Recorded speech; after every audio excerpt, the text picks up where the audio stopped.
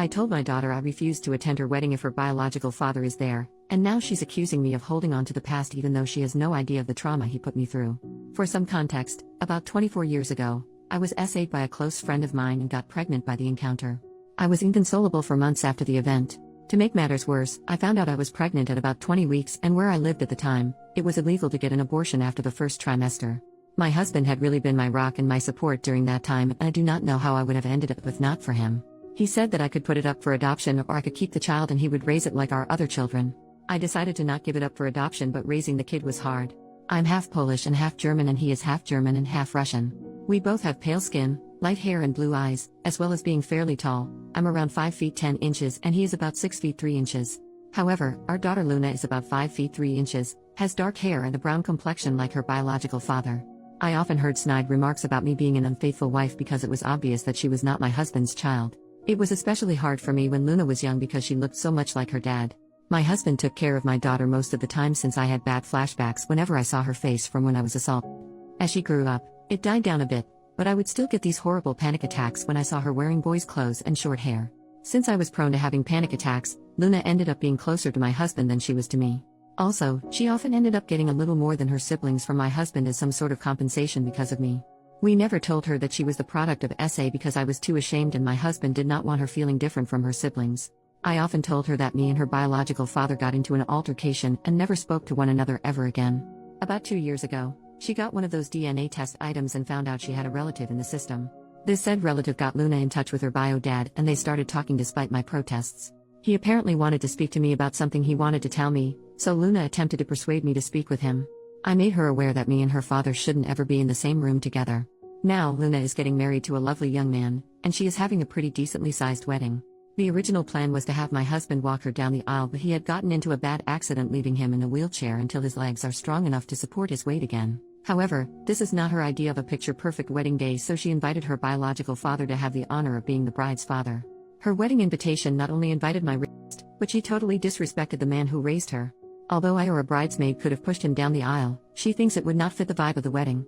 My husband looked so shocked and upset that she would even think of this, but I was furious.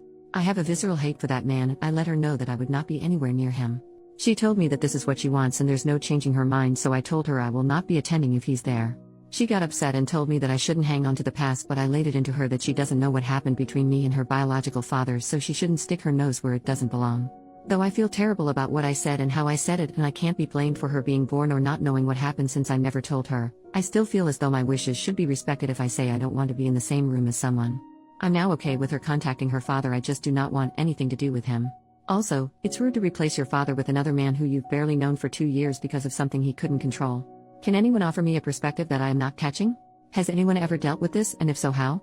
Second post, before I get started on the update, I have a few things I want to address. A lot of people have questioned me on why I did not tell my daughter that she was a product of SA. The only answer is that I was ashamed of myself. For some context, before I got married to my husband, I actually was very close friends with my attacker. We grew up together in a small community and our families were close. Our parents even wanted us to be together. He was always interested in me, but I didn't give him a chance until university. I broke it off with him and started dating my husband, but I never cut him off because we were very close. He invited me over to drink. This was normal for us, and when I started getting a bit tipsy, the unthinkable happened. I was very traumatized by the situation and tried to get him jailed, but I couldn't. He had a very good reputation, so everyone believed him, even my own mother, when he said I willingly came over and did it with him. I eventually stopped pursuing because of the social pressure, which only got worse when I found out I was pregnant. I eventually left that place with my husband and the kids to live somewhere else. After I gave birth, my husband suggested therapy, but I was scared of being judged again, so I decided to bury it and try to forget about it. I just realized now that it was the worst way to go about this, but it's the only way I knew how to, honestly. On to the update. After reading all the advice I'd gotten, I decided that I should stop running away and tell her everything. I called her to come over and she did. I first apologized for yelling at her for her suggestion because in her mind, it was an innocent suggestion. I told her that I wasn't angry at her, but how fast she was willing to replace her father because he was in a wheelchair, and that anger was compounded because she brought up her genetic father. I apologized again for acting childish and not like an adult. She asked me why I am so against her genetic father being in the same vicinity as I am, and I just told her everything from our initial friendship to her forced conception. She didn't believe me, like some Redditors predicted, but I can get a copy of the records of the court case and offer them to her if she needed a look. She looked stunned, like she wanted to believe me but couldn't. I apologize for keeping all this from her because I didn't know how to bring it up. She told me she didn't believe me and would confirm with her genetic father, so I told her to take the time she needed to process all this.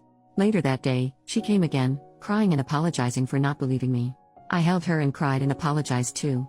It was kind of therapeutic. We had a long chat and I did feel closer to her. When we were done, she said she wanted to take me out to a surprise to help me feel better in a couple of days, which I happily agreed to. I went to see her yesterday in this little restaurant with a patio that had a private pay-for-use area for a maximum of 4 people. As she ran up to me and gave me a hug, she led me to the patio, where her biological father stood. She told me he was here to apologize and start my healing journey. I just wanted to leave, but he grabbed my hand and all those memories I tried to repress just came back out. I started having a panic attack and lost balance, to which he tried to help me keep my balance, which worsened everything. I honestly don't remember how I left, but I ended up in my car just sobbing. I called my elder son to pick me up because I was not fit to drive at that moment.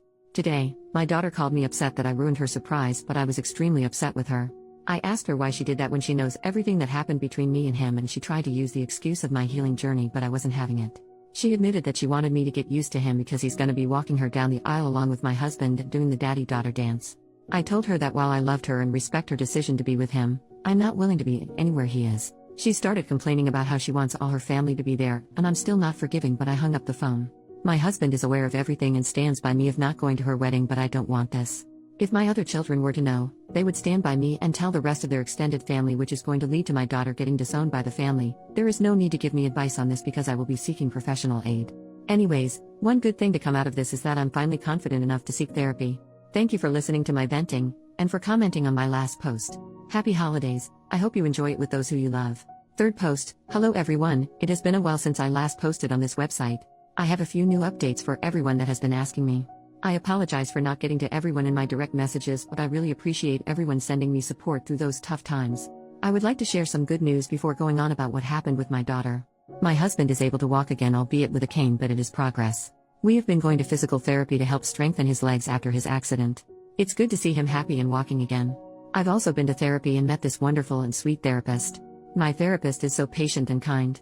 Since my husband and I started together a few weeks ago, she has been extremely helpful. Bless her soul and all those who recommended therapy. I would have missed out on such an experience, so my thanks go out to all of you. Like most of you advised, my therapist also advised me to tell my other children about what went on between my youngest. For reference, I have 3 other children, 30M, 27F, 27M. My eldest boy is the only one that had a slight idea of what happened, but the other 2 were left unaware. I was quite scared and anxious to tell them what happened, especially because my mother and other family members initially reacted negatively. I invited them over around 2 weeks ago for a family dinner and told them everything that happened with the conception of my youngest to what happened recently. They were all silent and stared at me, so I became a little nervous until my daughter started crying. It was so upsetting for her, and my 2 sons were pissed off at my youngest and her father.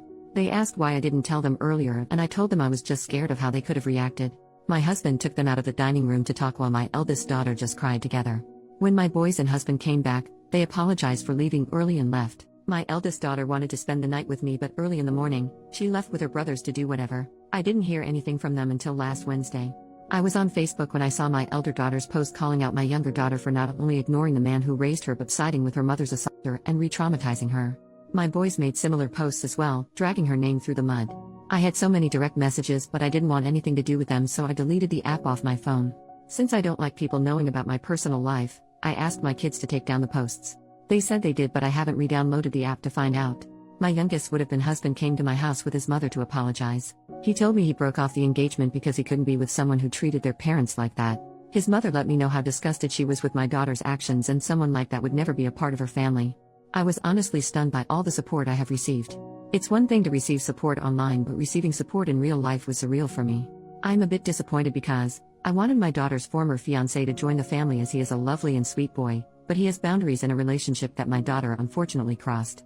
As for my youngest, she is furious with me. She sent me a nasty voicemail saying that I ruined her life. Her friends and fiancé basically cut her off. Needless to say, I felt terribly sorry because I had attempted to avoid this situation at all costs. I went through what she is experiencing, and I know exactly what it feels like. I told my therapist about this, and she told me that the difference is that while I was the victim, my daughter brought it on herself. My therapist is probably right, but I can't stop this feeling of dread. I tried to call my daughter, but once I heard her father on the line, I hung up. He took it upon himself to let me know that my daughter is depressed because of my actions. I feel terrible for treating my daughter like this. My husband says that I should focus on myself, and I'm trying to, but I just can't stop worrying. I don't think that my daughter is safe when she's with her biological father.